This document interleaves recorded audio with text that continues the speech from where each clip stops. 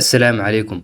Graphic design waa samaynta loogooyinka, boosterada iyo naqshadaha lagu baahiyo baraha bulshada. Sidoo kale waa xirfad marketing ama suuqgeyn loo adeegsado iyagoo markaas dadku kula soo xiriirayaan iyagoo ka soo raacaya booster aad dhigtay baraha bulshada sida Facebook. Soo dhawaada muuqaalkan waxaan iskula eegaynaa sida xirfad uga baran karto xirfadda graphic design-ka si waxbarasho ama si waxbarasho balaas ah. Maxay kala yihiin waxbarasho iyo waxbarasho balaas? Waxbarashadu waa koorsooyinka caadiga ah ee adigu intaad goonidaada u dalbato aad isbarayso cidna kula xisaabtamayn. waxbarasho balaastuna waa dibloomada, waxay wadataa isla xisaabtan, shahaado iyo waqti laga rabo inaad ku soo dhamayso dibloomadaas. Marka si aad u barato koorsooyinka graphic design-ka ee waxbarashada ay adigu goonidaada isku maamulayso, adigu homepage-ka jooga ayaad hoos u bixi doontaa. waxaana tagi doontaa waa qaybtan ay ku qoran tahay graphic design.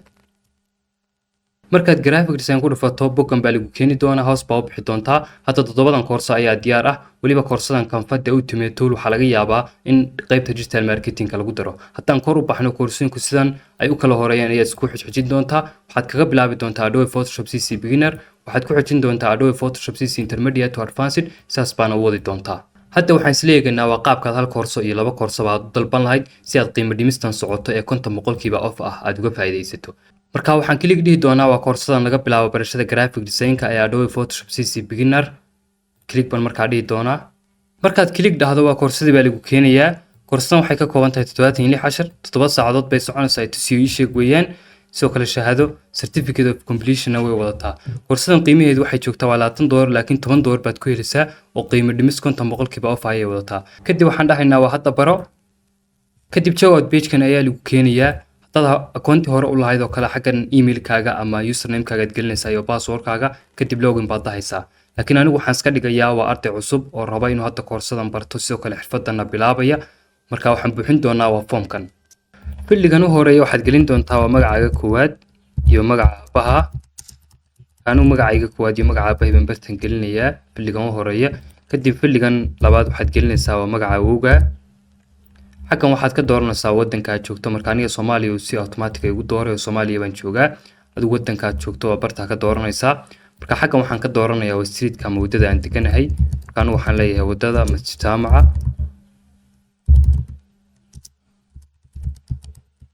xagga waddada aan deganahay waan geliya bartana waxaan gelinayaa gobolka aan joogo. marka waxaan dhahayaa gobolka Cayn. adigu gobolka aad joogto ayaad barta gashan doontaa. hoos ayaad soo degaysaa. bartan waxaad gelinaysaa hadda Afrika joogto oo waddanka aad joogto furihiisa aad gelinaysaa furaha waddankaas. anigu Soomaaliya joogaa waxaan gelinayaa 252. haddaad wadamada dibadaha joogtana waxaad gelinaysaa wadamadaas post code-kooda iyo zip code-kooda aad gelinaysaa. xaggan waxaad gelin doontaa WhatsApp number shaqeynaya. markaan WhatsApp numberkayga bartan gelinayaa adigu WhatsApp numberkaaga gasho. WhatsApp numberkayga anu bartaa waan geliyay. bartan waxaad gelinaysaa waa email address. email address-kayga anigu bartan ku paste garaysanaya adigu waad ku qoran doontaa. kadib markaad intaas soo buuxiso xaggan waxaad samaysan doontaa waa username. username-kaagu wuxuu noqonayaa waa naanaystaada oo kala. marka anigu waxaan leeyahay waa Hurbad 40 oo kala baan gelinayaa. kadib xagganna waxaan gashanayaa waa password. marka anigu waa xarfan iska qorqoraya laakiin waxaan wadayaa ilaa inta uu strong-iga soo qorayo. marka hadda strong-i wuu soo qoray. kadib markan waxaad u baahan tahay inaad username-kaaga iyo password-kaaga aad qaadato aad computer-kaaga meel kamid ah dhigato. marka anigu waxaan soo furanayaa waa note-ka. notepad-ka soo furanaysaa. markaad notepad-ka soo furato soo weynayso kadib xaggan waxaad ku qori doontaa waa username. xagganna waxaad ku qori doontaa waa password. marka username-ka iyo password-ka ayaan bartan dhigan doonaa.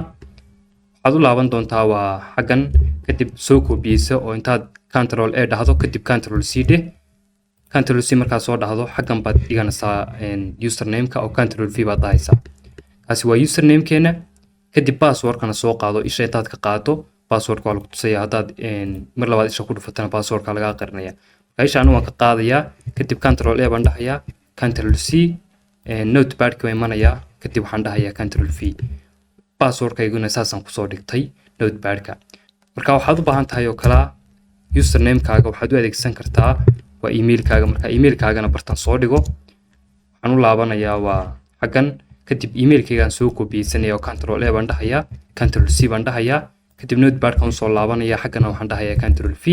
username-kii iyo password-kiiba saasaan kusoo wada dhiganay.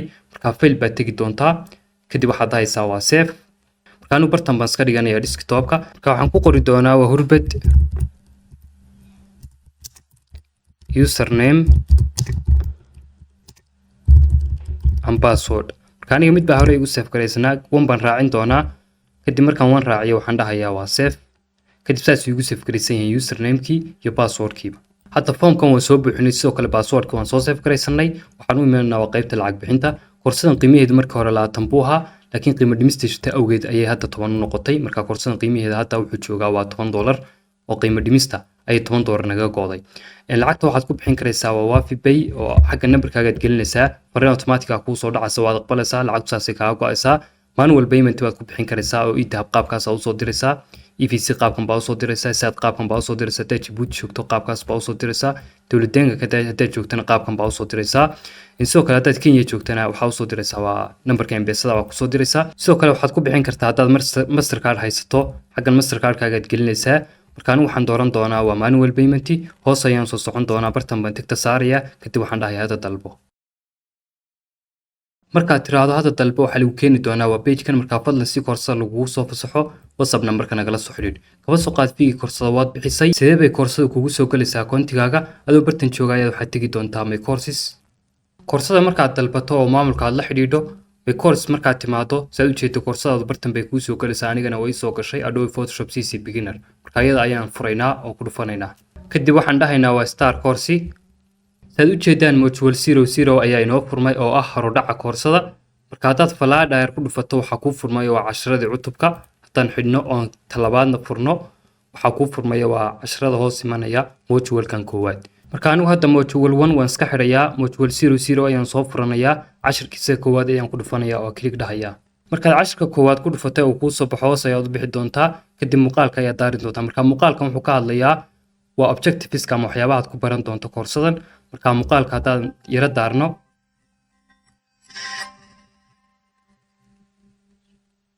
bismillaahirrahmaanirrahiim waa kan libaaxay objectives-ka sharxaya. xaggan waa 10 second baad hore u wadi karaysaa muuqaalka, xaggana 10 second baad dib u wadi kartaa. xaggan muuqaalka waa laga wadaa, waana laga istaajiyaa, codka xaggan waa laga dheereeyaa, waana laga gaabiyaa. jirka haddaad ku dhufato aniga ku isteetan buu yahay, laakiin haddii uu adiga kaa yahay 480 ama uu kaa yahay 720 waxaad geysanaysaa markasta waa 180 hadduu khadkaagu aad u fiican yahay. xaggana muuqaalka isna waa laga weyneeyaa, waana laga yareeyaa. kadib markaad muuqaalkan iyo casharadiisa aad soo fahanto hoos ayaad u bixi doontaa, waxaadna dhahaysaa waan fahmay. waan fahmay markaad tiraahdo waxaa lagu keeni doonaa waa casharka labaad ee module 00 oo ah sidee ula soo degaa access fileska iyo software-ka koorsada. marka software-ka koorsada waa inaad la soo degtaa oo button-kan aad riixdaa. sidoo kale course access fileskana waa inaad la soo degtaa oo button-ka hoose riixdaa. hana ka welwelin oo macalinka ayaa muuqaalka kugu dhex sharxi doona sidaad ula soo degi lahayd software-ka koorsada iyo access fileska. markana waxaan isla eegaynaa waa qaabkaad koorso labaad ugu soo dirsan karto akoontigaaga. marka icon-kaas baad soo furaysaa, kadib hoos baad u socon doontaa, waxaad tegi doontaa course library. kadib tan waa iska laabi doontaa, hoos baad u soo socon doontaa, xaggan waxaad ka baari doontaa waa graphic design. marka graphic design-ka ayaad ku dhufan doontaa.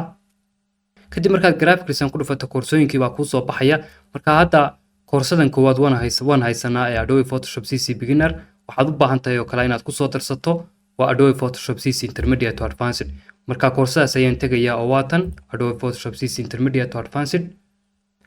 kadib koorsadii way soo baxday, xaggan baan tegayaa, kadib waxaan dhahayaa hadda baro oo kaliya. hadda baro markaad tiraahdo form-kan uma baahnin inaad mar labaad buuxiso. qaybta lacag bixinta un baad dooranaysaa. marka koorsadan qiimaheedii marka hore 20 buu ahaa, laakiin waa 10 oo qiimo dhimis baa ku jirta 50%. marka $10 baa kaa go'day oo $10 oo kaliya ba hadda joogtaa. kadib qaybta lacag bixinta aad dooranaysaa, xaggan waxaad gelinaysaa waa numberkaaga. kadib fariin automatic ah kuu soo dhacaysa, waad aqbalaysaa, lacagtu saasay kaaga go'aysaa. ama manual payment waad ku bixin karaysaa oo lacagaha intan oo qaab baad u soo diri kartaa. sidoo kale credit card baa ku bixin kartaa ama Mastercard. hoos baa u soo soconaysaa markaad qaybta lacag bixinta doorato. anigu waxaan dooranayaa waa manual payment. kadib xaggan baad tigta saari doontaa, hadda dalbaad dhahaysaa. anigu hadda dalba ma oranayo, waan iska cancel gareynayaa, adiga un baan kugu tusiyay qaabkaad koorso labaad u dalban lahayd. markaad maamulka la xidhiidho koorsada fiigeedana aad iska bixiso, koorsadu waxay kuu soo geli doontaa waa my courses. markana waxaan isla eegaynaa waa qaabka dibloomada graphic design-ka iskaga diiwaan gelin lahayd. marka adoo akoontigaaga ku jira oo homepage-ka jooga ayaad hoos bixi doontaa, waxaad tegi doontaa graphic design diploma.